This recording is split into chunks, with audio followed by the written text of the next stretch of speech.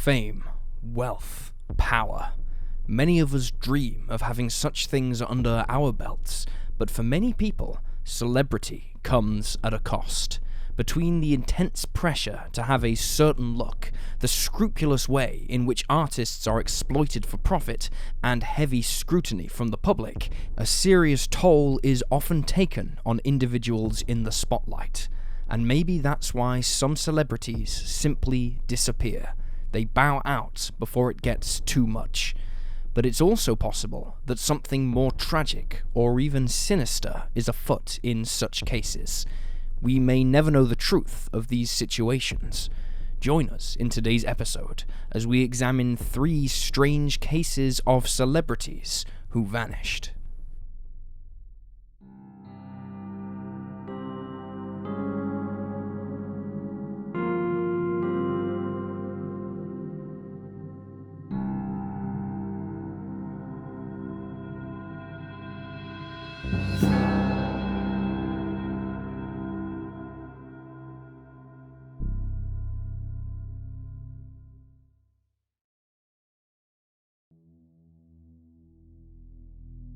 Licorice McKechnie. Christina Licorice McKechnie was born on October 2nd, 1945 in Edinburgh, Scotland. As a teenager, she would frequent folk clubs in the city, reading her poetry aloud for others to appreciate. It was here, during one of her visits, that she encountered Robin Williamson, a singer-songwriter and multi-instrumentalist who began his music career by performing in local jazz bands. However, by the mid-1960s, he had formed his own band, the Incredible String Band, a psychedelic folk group that wound up with a loyal following after the release of their second album.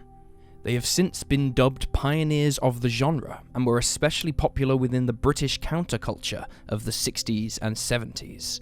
Though she formed a bond with Williamson, Licorice remained firm in her plans to leave home and marry Bert Jansch, another Scottish folk musician. However, the wedding never took place. Jansch abandoned Licorice and travelled to Morocco without her. According to Williamson, following this event in 1963, Licorice, quote, fell into my arms. In 1968, Licorice joined the Incredible String Band, most known for her unique, ethereal backing vocals and playing the organ and percussion. Licorice went on to perform with the band at the Woodstock Festival in August of 1969, but by 1972, she and Williamson had grown apart, and after calling it quits on their relationship, she also called it quits on the band, departing a few years before the group dissolved in 1974. This wasn't the end of Licorice's music career, though. In 1974, as a member of the Church of Scientology, she performed on stage at a concert the church held in East Grinstead, a town in West Sussex, England, with several other musicians. Afterwards, she moved to California and joined the Silver Moon Band. At some point, she married another musician named Brian Lambert, though they divorced in the 1980s. In 1977, she reunited with her ex, Robin Williamson, performing with him and his merry band. She's also credited on their album Journey's Edge under the name Licky Lambert. Afterwards, Licorice spent some time performing with the band Woody Woodmansey's U-Boat, an English rock band formed by the drummer Woody Woodmansey, who is perhaps best known as a member of David Bowie's core backing ensemble in the 1970s. Licorice had been a member of the Church of Scientology since the late 1960s, and she wasn't alone. Robin Williamson and Mike Herron, 2 of her 3 other bandmates, were also members. The only person who wasn't was bass player and backing vocalist Rose Simpson, who recalled that she never fully committed to the church. In 2020, while speaking with music journalist Richie Unterberger, Simpson noted, quote, membership of the cult suggested greater harmony between us, but also dissolved our commitment to the music. Writing, playing, and performing were now the source of necessary income, and no longer the spiritual or creative center of Mike and Robin's lives. Simpson added that from this point, she began distancing herself emotionally from her bandmates. Quote, as I keep saying, it was a way of life rather than a job, And if they were committed to something and I wasn't, then it splits us up on serious levels. Simpson felt that the church was incredibly cult-like, stating that she felt immense pressure to commit to Scientology like her fellow bandmates. She ultimately parted ways with the band in early 1971, writing that the other incredible string band members made it, quote, clear that I must join them in their commitment. I walked out of all of it, on my home, on my future with ISB, and on my friendships of the moment. She also noted that she would not have left had her bandmates not pressured her into joining Scientology. After that, Licorice's trail disappeared. She last visited her family in Edinburgh, 1986, but her whereabouts have been unknown since 1990. According to her sister, Licorice was recovering from surgery in Sacramento, California that year. However, music journalist Mark Ellen wrote in 2000 that the singer was last seen in 1987 hitchhiking across the Arizona desert. Not even her family has heard from her since. It is unclear whether or not Licorice's family ever reported her missing. Though her name might not be as well known now as it was in the 60s and 70s, it's worth noting that no one of such fame back then has been able to completely vanish in the way that Licorice has. When asked about her former bandmate, Rose Simpson stated, "None of us would have chosen lives of financial success, and I don't think Lick would either. So she would probably have been willing enough to collect any royalties owed to her. As far as I know, she hasn't done that. So she is either not alive or not part of any society that relies on money, so removed from mainstream life then." She also added, "I doubt if she would have chosen, as she got older like me, to entirely cut herself off from her sister and family. When I last heard, a year or two ago, she was still unknown to them. I know people claim to know her, and I have been sent a supposed photo, but I can't say I recognized her." Licorice is still missing to this day.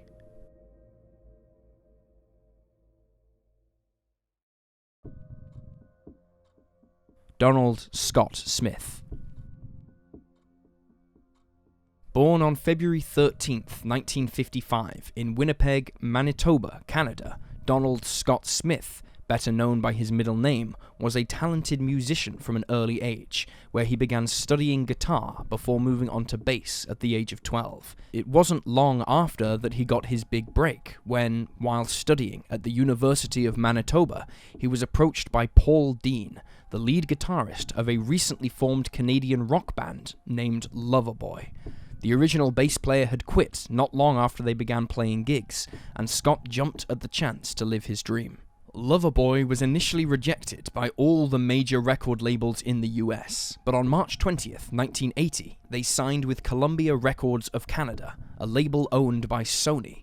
The band's self-titled debut album was released just 5 months later and launched the group into stardom, selling over 1 million records in Canada alone. Following the success of the album, they toured with the likes of ZZ Top and Def Leppard, and in the autumn of 1981, they released their second record, Get Lucky, while supporting the band Journey. Get Lucky became the group's best-selling record in the US, and sold over 4 million copies. Loverboy subsequently received several Juno Awards in recognition of their achievements as a group. As well as being the band's bass player, Scott was also a songwriter, being credited with co-writing several of Loverboy's songs, including their 1983 hit Lucky Ones. For several years, Loverboy rode the wave of their success, but in the mid-1980s, tension rose between lead singer Mike Reno and guitarist Paul Dean. In 1987, the band released their fifth album, which performed surprisingly poorly, and in 1988, Loverboy announced their split, largely due to difficulties between Dean and Reno. Following the breakup, Scott joined the band Dangerous, along with Reno, and worked a brief stint as a late-night radio DJ. Loverboy reunited momentarily in 1991 to perform a benefit concert, and a further 2 years later, the band rejoined again to tour throughout the 1990s. Scott reportedly told journalists the band got back together, quote, "because we like to rock, and simply because promoters wanted to book us." Scott was last seen on November 30th, 2000, while the band were on break from tour. That day, he decided to take out his sailing boat, a 36-foot craft named the Sea Major.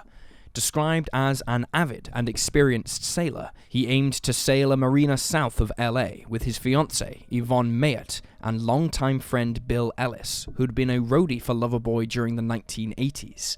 The three planned to stop in Mexico before reaching LA. Bill would later recall the events of the day while speaking with the Montreal Gazette.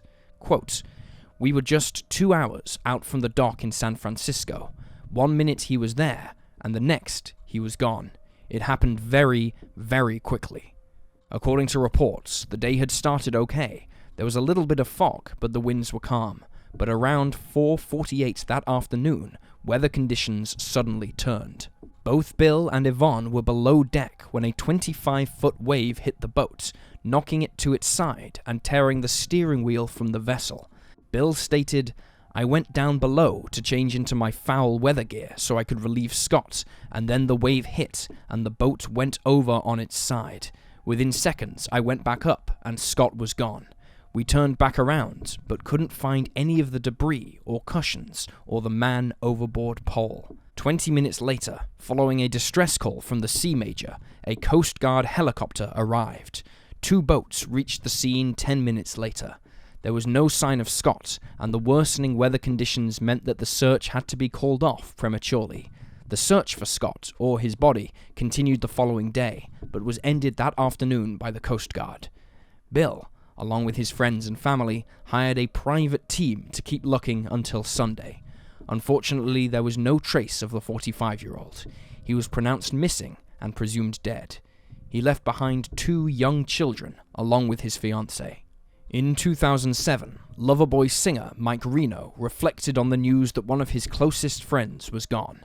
"I didn't think I could go on with the band. The last thing I felt like doing was singing songs that Scotty and I and the boys had been playing together for 22 years at that point." He said that it was both time and messages of support from fans that helped him ease back into playing music again, with fans stating that it would be a double tragedy if Loverboy never toured again. That same year, the band released a new album which included the track Stranded, a tribute to their bass player. The remains of Scott have never been located.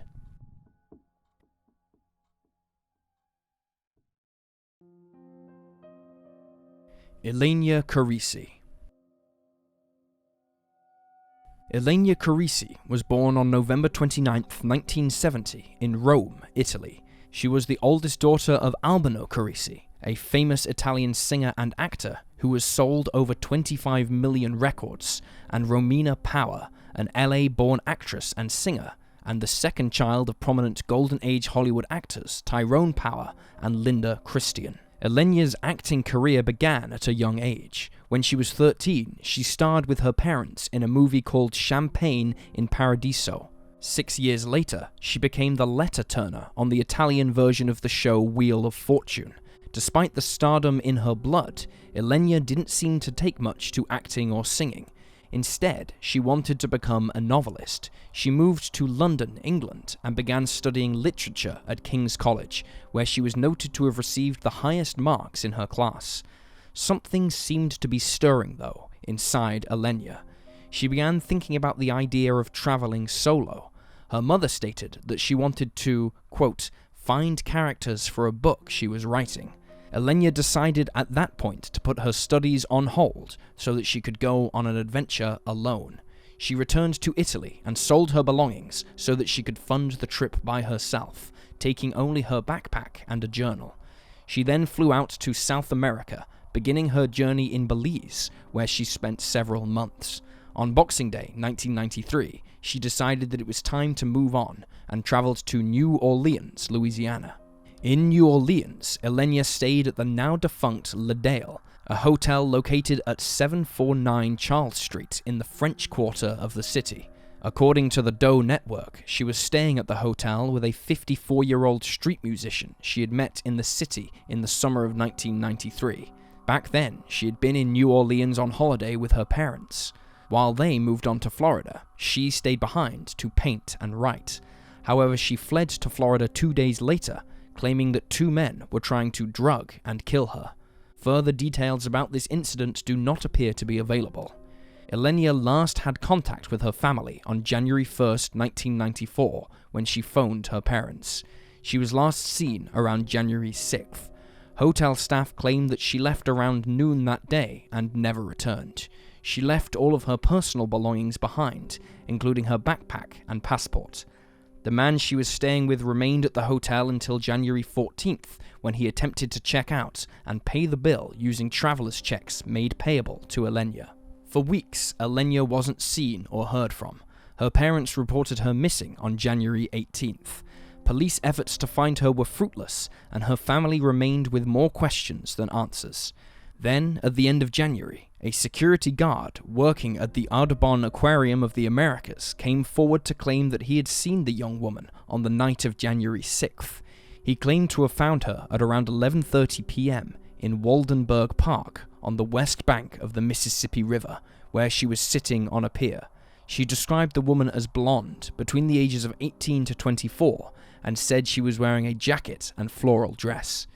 He told her that she couldn't be in the park after hours, and she allegedly told him, quote, "It doesn't matter. I belong in the river."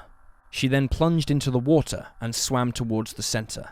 Before long, though, the woman began to struggle and called for help. A passing boat made huge waves, and the woman disappeared beneath the water. The Coast Guard searched 90 miles of river, but found no sign of the woman. It has never been confirmed that the woman was Ylenia, and no bodies matching her description have ever been recovered. Notably, her father stated that on a previous trip to New Orleans, Ylenia had gone into the Mississippi River but gotten scared and climbed back out. He added that she'd been under the effects of marijuana at the time. On January 31st, Alexander Masekela, the street musician who'd stayed with Ylenia at the hotel, was arrested after a former girlfriend said he sexually assaulted her, but was released due to a lack of evidence. He has never been tied to Ylenia's case. When approached by the media, he said only, "I believe she is safe." Several sources, including the Charlie Project, note that Masekela was described as being a violent man with a history of drug use.